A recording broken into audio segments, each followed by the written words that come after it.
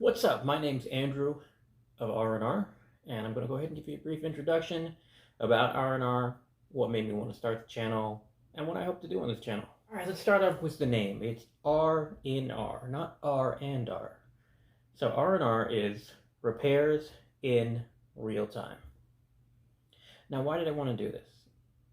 I have been watching repair videos and studying how to do these things for a good while now. And one thing I noticed is you never get the full story. I've watched videos after videos where they start the project, they're like, oh, this is how you take the caliper off. And like, there are two bolts here, and the next shot is calipers off. And I don't want to do that. I don't want to do this to you guys. I know the videos are long. 24 minutes. I mean, who's got 24 minutes? I'm going to try to cut them down for you. At least 10 minutes, 15 minutes. But I want to pack as much information as I possibly can into these videos for you so you don't miss anything. I don't want you standing out there looking crazy with this, what's going on here, look at a space, because I forgot to tell you there's a secret latch right here. I'm going to try to get as much information, as much detail as I can into every video.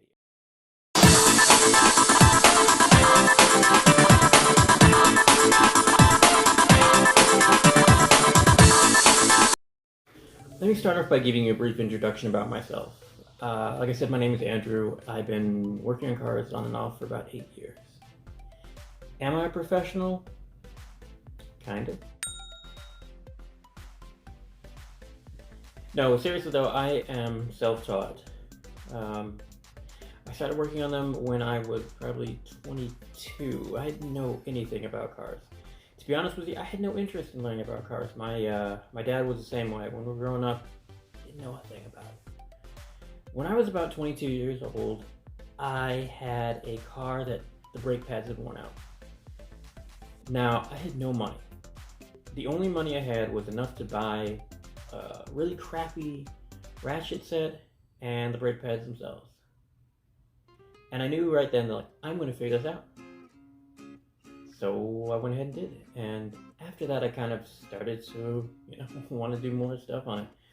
So throughout the years in every car I've owned, I've worked on it. I love modifying them. General repairs are cool, but the modifications are even better.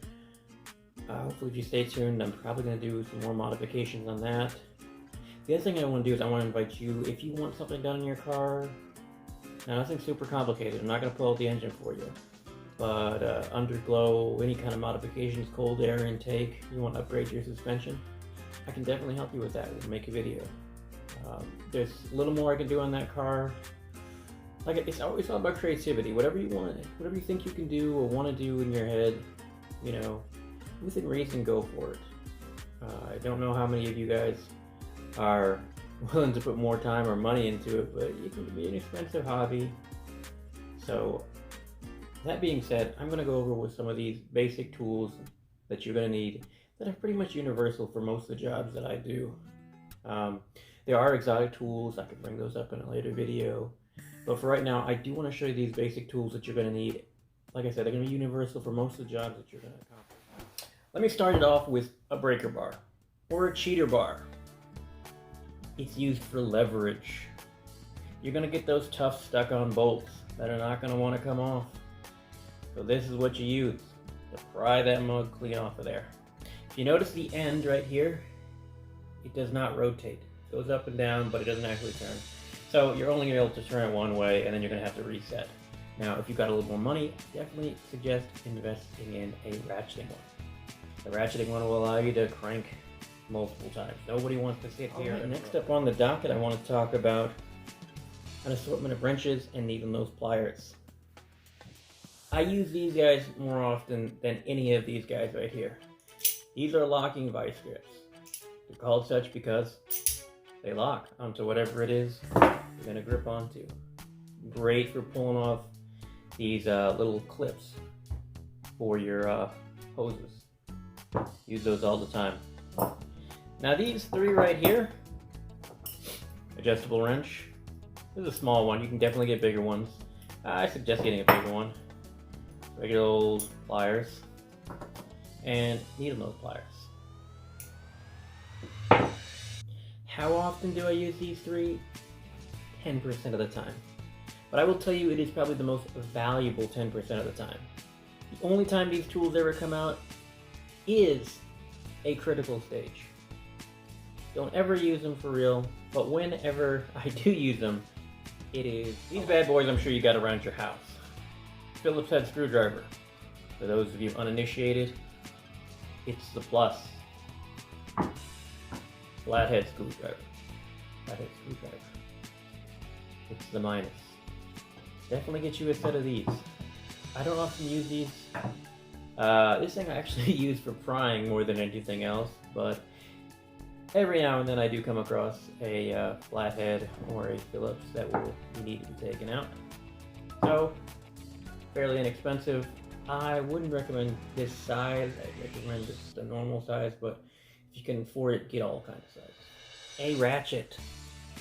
This is just a normal medium-sized ratchet. They come in a bunch of different sizes. A 1/2 inch size, a 3/8, and a 1/4. This is one of the most common. It is a 3/4. You see how good a quality this is? You see how thick that is? You don't want to go to Walgreens and buy a ratchet. I know they sell them there, but inside here there's a mechanical mechanism and it will break if it's cheap under pressure. This one happens to be Craftsman. It's not overly expensive, it's not a snap-on, but it's not Walgreens quality. So get yourself a good one of these. You don't have to have multiple sizes just yet. You probably won't encounter a job that requires multiple sizes, but a nice 3/8 ratchet will do you a world of good. Little box wrench. Now you can buy just one, but they do sell them in packs. Just get the pack. It's a decent investment. How many times do I find myself using this thing? Hardly ever, to be honest with you. There's hardly every time where I have to where I can't get a ratchet in, but that's what it's for right here. If I can't get a ratchet in, if it's a small space, I can stick this in here. And it's fairly long. It's definitely pretty strong, so you can definitely yank on this thing to break something loose. Now they do sell ratcheting open box wrenches, and inside here will be a ratchet, so you don't have to keep taking it, pull it off, turn it, pull it off. So if you can get one of those, definitely do it. If not, definitely invest in this. You may not use it a whole heck of a lot, but if you ever need to use it, it's there. Socket set. Cannot stress. You're gonna need sockets, all different kinds of sockets. There are sockets in here that I haven't even used yet. This is a Craftsman. I'm not entirely sure how expensive it is. Definitely worth the investment. Nobody wants a duffel bag full of sockets. Trust me, I've seen people that have that. There's no way you can find it. Organization. Invest in one of these. It doesn't have to be this size, it could be bigger, or it could be just a little bit smaller. Like I said, there are sockets in here that I haven't even used. Also, on a side note, pro tip, label the top. I can't tell you how many times I opened this thing up from the wrong end and all the sockets fell out. And there's nothing worse than 52-card pickup with a bunch of sockets on the side of the road. So, label the top. While we're on the topic of sockets, this is a socket. And this is a deep socket. Get some deep sockets. What is this one? This one's a 15, I believe. So a 15 millimeter deep socket. You're probably going on a 15, a 10, and a 13, a 14, a 15, and a 16. So let's go there. 10, 13, 14, 15, 16. Those are probably one of the most common ones you're going to run into. These are your shallow sockets, obviously because they're shallow, and these are deep. So definitely, they sell these in a pack as well. Invest in some of these. Now while we're on the topic of sockets, an extension.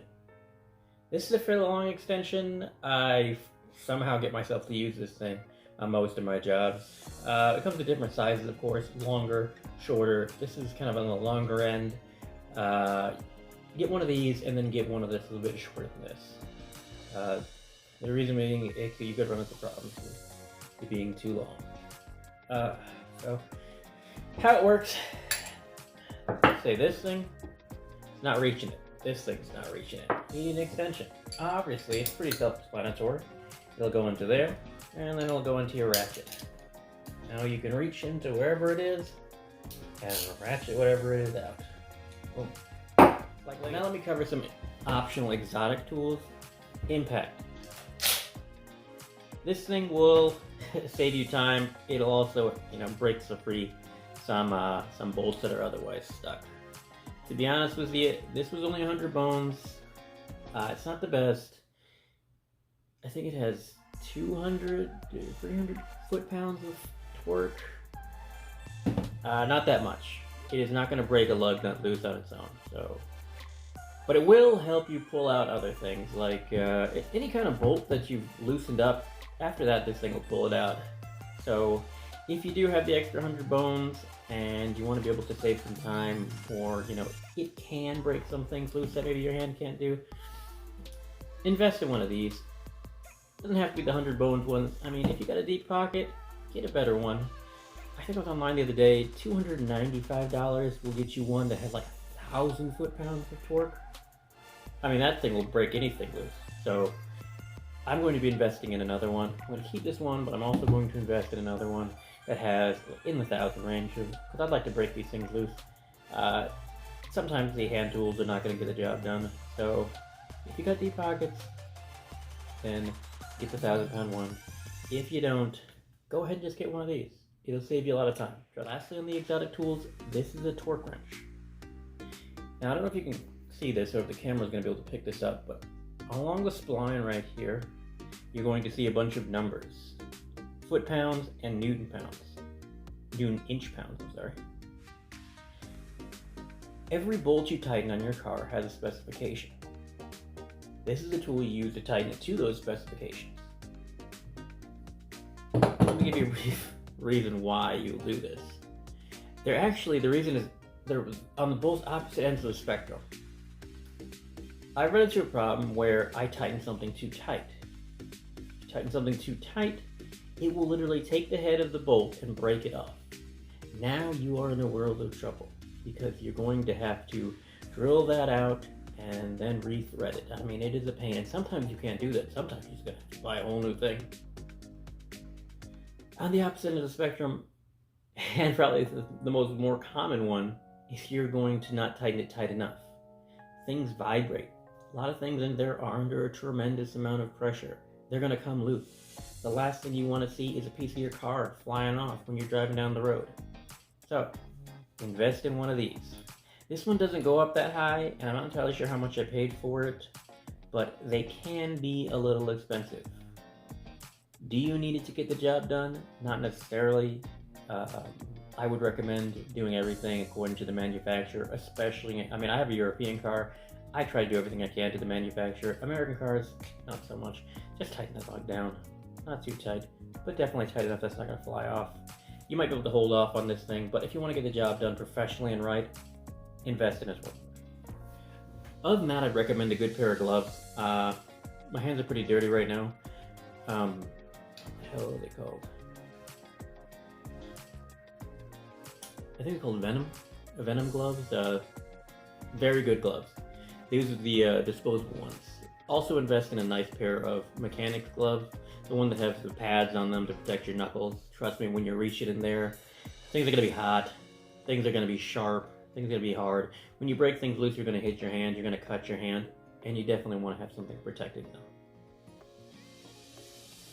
Other than that, those are really the main tools that you're going to want to invest in. Just a few more tips for you, DIYers. I know that you're going to want to, go out and do some stuff. Temper your ambitions. I'm really bad at tempering ambitions. I see something, I'm like, I could definitely do that. But like I say, nothing is worse than starting a project and not being able to finish it because you bit off more than you can chew. Nobody wants to take that tow to the mechanic or that Uber to AutoZone. So temper your ambitions, know your limitations for it. Also, research. Research. Before you put a ratchet into a part, research it. Have at least a good idea of what you're going to be doing. Even if it's not ideal, or not for your car, still research it. Most things run on the same principle, so it's good to know. One other piece of advice for the DIYers and the people who are self-taught: get the proper tool. I know that sounds really obvious, but I mean, when you're out there, you don't want to spend the money on the tool. I get it, trust me. You don't want to spend it, you don't have it. could be a problem. All right, but let me tell you, the improvised tools, that's a good way to break something. Get the proper tool. It makes all the difference. I mean, when you're working on a project and you have the proper tool compared to when you don't, trust me, it's night and day. You slap that improvised tool on there, something breaks, something strips, you're just looking at it like, oh my gosh. When you get that proper tool and you're really smart, you slap it on there, it comes right off. Or it does whatever it's supposed to do. I mean, so, last bit of advice that I want to take away: get the proper tool, temper your ambitions, know what you're doing, research, and as always, have fun. And if you want me to help you with your car or help me make a video, because I'm definitely looking for people to come on, we can talk about cars, we can do some stuff. I'm definitely looking for somebody else who'd like to join in with these videos. If you want to do that, hit me up in the comments or just leave me a message. I'm going to post this on my Facebook, so if you're looking on my Facebook, leave me a message. We'll do some collaborations. All right.